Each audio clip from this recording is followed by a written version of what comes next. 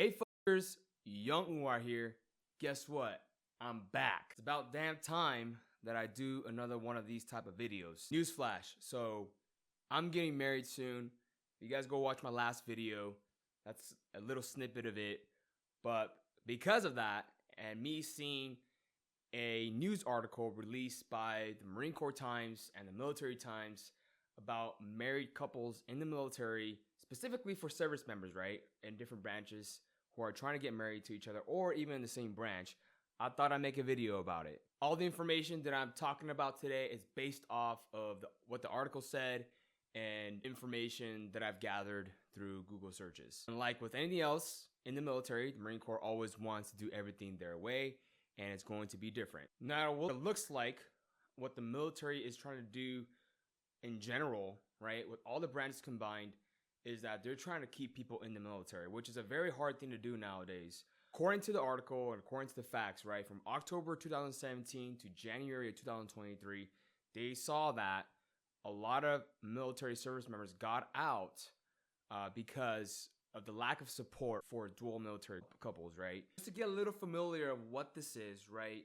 Let's say, for example, you get orders to Camp Pendleton, your wife gets ordered to Camp Lejeune, North Carolina, right? For example, then this new Marine Corps billet may be able to help you guys out. And this new billet in the Marine Corps is called Dual Military Monitor. Now, what they do is that if there's a permanent change in station, they ensure that the Marines' career goals and their personal life goals are all met. The struggles of having to be away for so long in the military was a big factor of why service members were leaving from 2017 to 2023. It says here in the Marine Corps Times that the PCS is a large driver for potential departure from the service. So nearly 60% of female Marines are in a dual military marriage, compared to DoD-wide average of 45.3%.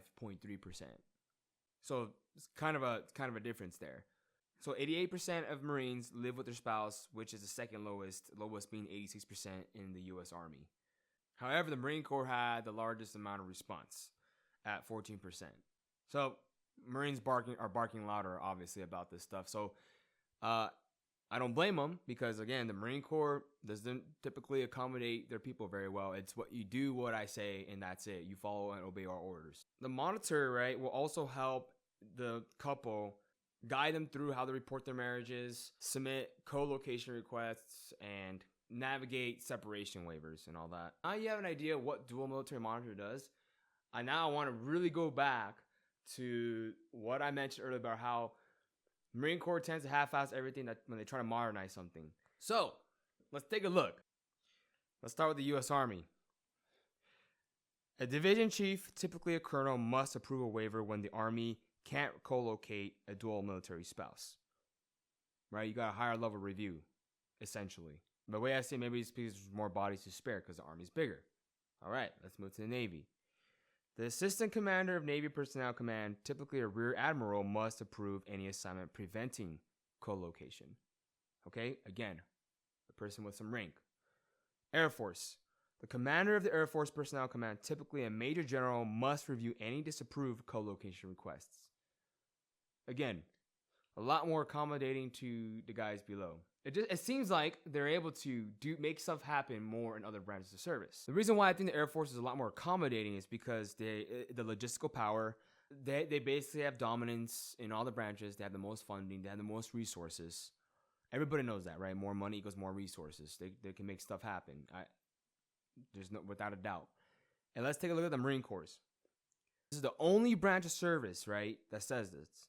The service doesn't currently provide for a higher level review, but officials told auditors they plan to require higher level review when the Marine Corps can't accommodate co-location requests and expect to have that policy updated by the end of 2023. I doubt it. It's past 2023 and I don't see any update. The reason why they may have not figured it out yet because there's maybe old school Marines in there who don't agree with this.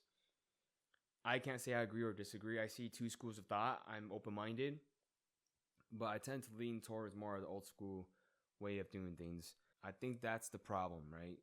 That's always inherently been a problem in the Marine Corps, at least since I've joined. Seldom does bad leadership get addressed. The Marine Corps likes to preach about leadership, But there's a lot of shit Marines who are in leadership positions are just horrible Marines. That's the way it is. I'm sure that's happened in every branch of service, but at least you got a higher level review. I think higher level reviews are important when it comes to stuff like this. I don't think there's any branch of service out there that's better than the other. Yes, the Marine Corps is a bit old school, but I do think that other branches handle and manage the service better than the Marine Corps in many different ways. In my honest opinion, if you want to be married to a service member, my opinion is you might as well just join other branches because they definitely will be more accommodating for your requests. And just leave the Marine Corps the way it is. That's just kind of how I think of it. And I think the Marine Corps wants to stay the way it is. There have been a lot of changes in the Marine Corps in the recent years that I've gotten out and towards the end of my enlistment that I don't agree with. And I honestly do think that has done the Marine Corps a disservice. I'm going to pull up the Marine Corps Order 1300.8, right? And these are the specific considerations if you're in a dual military couple. The Marine Corps is a little bit outdated, but I don't think the Marine Corps orders has even changed yet. And with how, from my experience, the Marine Corps is pretty slow at processing stuff, especially paperwork. I'm gonna say this is gonna take a while before this Marine Corps order even changes. But as of right now, let's look at the first sentence, right? Although the importance of family unity is recognized, military service by its very nature involves family separation, right? They're already letting you know off the bat. You're going to be separated, right? I mean, anybody going in should already know that. And look at section B. Military couples will be provided a reasonable opportunity to establish a joint household with due regard to requirements of the service. It must be recognized that staffing considerations are paramount. There must be a valid requirement graded with NMOS for the Marine at the spouse's duty station. Blah, blah, blah, blah, blah. Section C is a co-location is not guaranteed.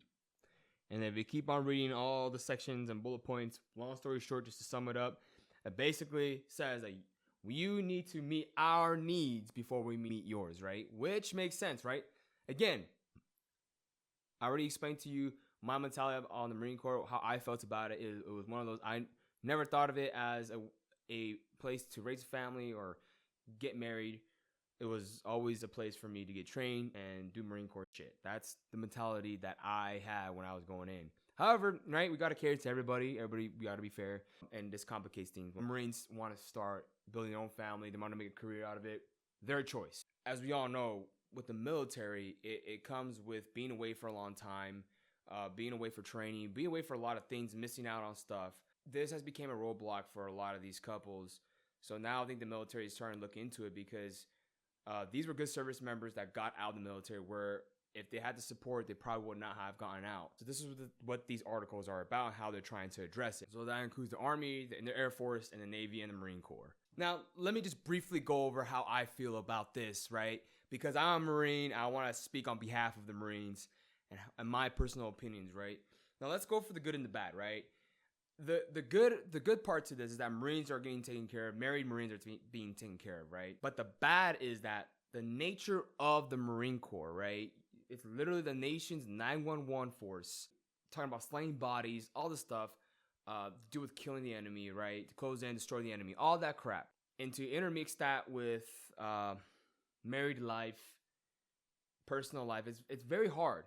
And I appreciate the Marine Corps' effort to try to and address the two major differences. At the end of the day, the Marine Corps, it's old school. Me personally, with all the stuff that I have going on now in my life, I can never imagine having to commingle that with the Marine Corps.